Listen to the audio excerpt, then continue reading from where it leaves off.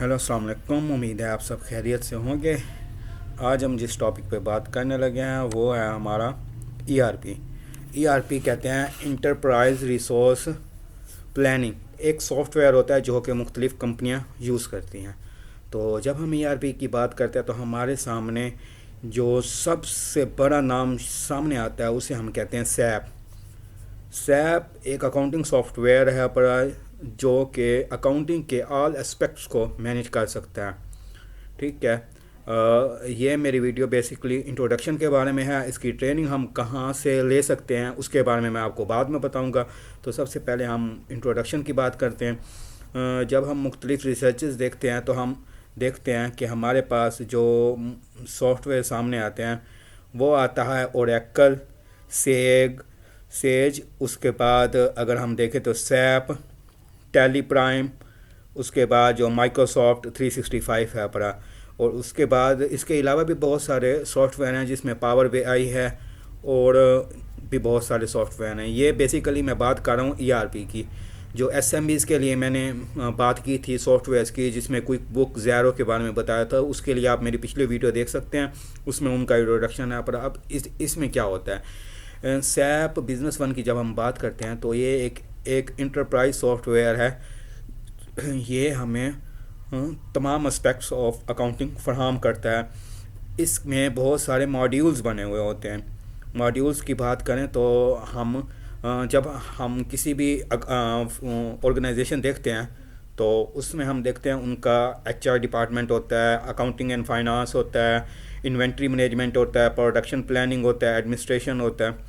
तो इसी तरह इनके भी बहुत सारे मॉड्यूल्स बने हुए होते हैं जिसमें हम अपने जो हमारा जो कंसर्न होता है हम उसी हिसाब से इसको मैनेज कर सकते हैं।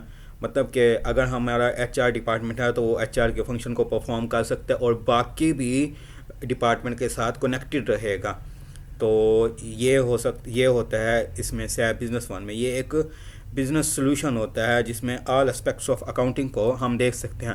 उसके अलावा अगर हम बात करें तो जब हम सैप को देखते हैं, सैप की पहली विंडो को देखते हैं, तो उस पर आप मेरी स्क्रीन पर भी देख सकते हैं कि एक चार्ट और ग्राफिकल रिप्रेजेंटेशन है पर ये हमारी पहली विंडो के ऊपर दी हुई होती है ताकि हम अपने रिसोर्सेज को देख सकें कि वो सही तरीके से मैनेज हो रहे हैं या नहीं हो रहे।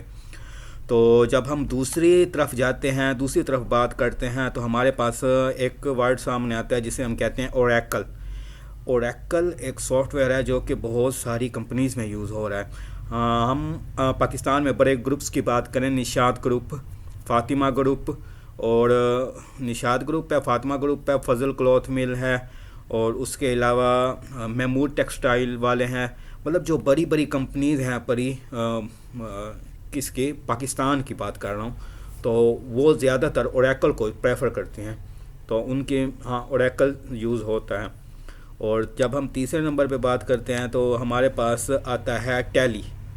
टैली भी एक ईआरपी सॉफ्टवेयर है और ये भी बहुत सारी कंपनीज़ में यूज़ होता है और इसको सीखना थोड़ा आसान है। पर मीन के अगर आपको थोड़ी बहुत अंडरस्टैंडिंग है पर अकाउंटिंग एंड फाइनेंस की, ऑडिट की, तो आप इसको सीख सकते हैं। अब आप मेरी स्क्रीन पर देख रहे होंगे कि ये भी ऑल एस्पेक्ट्स ऑफ अकाउंटिंग को मैनेज करता है, जिसमें अकाउंट्स होते हैं, टैक्सेशन होती है, बैंकिंग है, पेरोल मैनेजमेंट है, परचेज मैनेजमेंट है, और सेल मैनेजमेंट है, इन्वेंट्री है, और उसके बाद हम देखें तो इंटरनेट है, और डेटा सिक्योरिटी है, डेटा एक्सचेंज, मुख्तलिफ डिपार्टमेंट्स के अराउंड हम डेटा एक्सचेंज कर सकते हैं।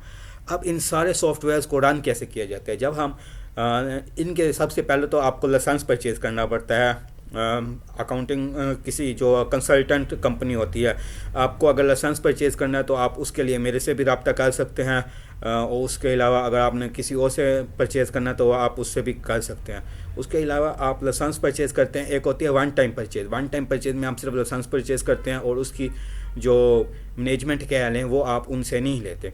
वो आप अपना आईटी का एक पर्सन खुद हायर करते हैं जो कि आपके तमाम सॉफ्टवेयर्स को देख रहा होता है। क्योंकि एक क्लाउड बेस्ड सॉफ्टवेयर है तो हर किसी की अपनी अपनी एक लॉगिन आईडी और पासवर्ड बनाया जाता है उस यूज़र के हिसाब से, और उसको राइट्स दिए जाते हैं उसी यूज़र को। तो एक तो ये तरीका होता है। दूसरा तरीका ये होता है, मुख्तलिफ़ कंपनियाँ हैं जो कि आपको सॉफ्टवेयर प्रोवाइड करते हैं, सॉफ्टवेयर के साथ साथ वो आपको अदर सर्विसेज भी प्रोवाइड करते हैं। मीन आप उनसे आईटी की सर्विसेज ले सकते हैं, और उनसे आईटी की सर्विसेज भी लेते हैं ना, तो उसके साथ वो आपके सॉफ्टवेयर्स को, यूज़र्स को मैनेज कर रही होती हैं। जब आप न्यू अकाउंटेंट या न्यू पर्सन को हायर करते हैं तो उसी के हिसाब से वो आपको एक लॉगिन आईडी और पासवर्ड बना कर देते हैं। ये एक साइट जो कि माइक्रोसॉफ्ट डायनामेटिक्स 365 की थी, ये नहीं चल रही थी, तो अब दोबारा चल गई है, तो आप इसको देखते हैं। अब इसमें भी बिल्कुल वैसे ही है, इसमें तो प्राइसिंग भी दी हुई है कि अगर आप माइक्रोसॉफ्ट 365 के ऐप्स लेते हैं तो आपको $8.25 पर मंथ पे करने पड़ेंगे। अगर बिज़नेस प्रीमियम वर्जन लेते हैं तो $22, अगर स्टैंडर्ड लेते हैं तो $12.3, और अगर आप बेसिक लेते हैं तो $6। अब ये माइक्रोसॉफ्ट 365 क्या है, इसमें आपको वर्ड, एक्सेल, पावर पॉइंट का एक कंप्लीट पैक मिलता है, जो कि आप क्लाउड बेस्ड अकाउंटिंग के लिए उसे यूज़ कर सकते हैं। ये फुल पैक जो होता है ना, तो ये क्लाउड बेस होता है, और इसके भी लॉगिन और आईडी का ही सिस्टम होता है कि आप लॉगिन और आईडी बनाते हैं डिफरेंट यूज़र के हिसाब से, और उनको राइट असाइन करते हैं कि वो इसको यूज़ कर सकें। तो अब आपने देख लिया है कि जो बेसिक जो हमारे सॉफ्टवेयर यहाँ पर है वो है सैप, ओरेकल, उसके बाद है माइक्रोसॉफ्ट 365 और टैली। अगर हम एक अंदाज़ा लगाएं तो अप्रोक्सीमेट जो हमारी कंपनीज़ हैं उनमें जो बड़ी कंपनीज़ हैं या जो एसएमईज़ से ऊपर थोड़ी हो जाती हैं, मतलब कि जो स्मॉल एंड मीडियम इंटरप्राइजेज़ की डेफिनेशन में नहीं आती, तो वो companies approximate up to 90% in 4 softwares को ही यूज़ करती हैं। ये 4 सॉफ्टवेयर अप्रोक्सीमेट 90% कंपनीज़ में यूज़ होते हैं। कस्टमाइज सॉफ्टवेयर अब बहुत कम यूज़ होते हैं। पहले ये होता था कि एक कंपनी अपना बिज़नेस शुरू करती थी तो अपने बिज़नेस के लिए उन्होंने कस्टमाइज सॉफ्टवेयर बनाया होता है। नहीं, अब ये टैली है, उसके बाद सैप है, उसके बाद माइक्रोसॉफ्ट 365 है, या फिर ओरेकल है। ये आपको आप ही की कंपनी के हिसाब से सर्विसेज प्रोवाइड करते हैं, आप ही की कंपनी के हिसाब से। अगर आपका सर्विसेज कंसर्न है तो आप इसको उसी हिसाब से मॉडिफाई कर सकते हैं। अगर आप डिस्ट्रीब्यूशन की तरफ जा रहे हैं या अगर आप ट्रेडिंग की तरफ जा रहे हैं तो आप इसको उसी तरह यूज़ कर सकते हैं।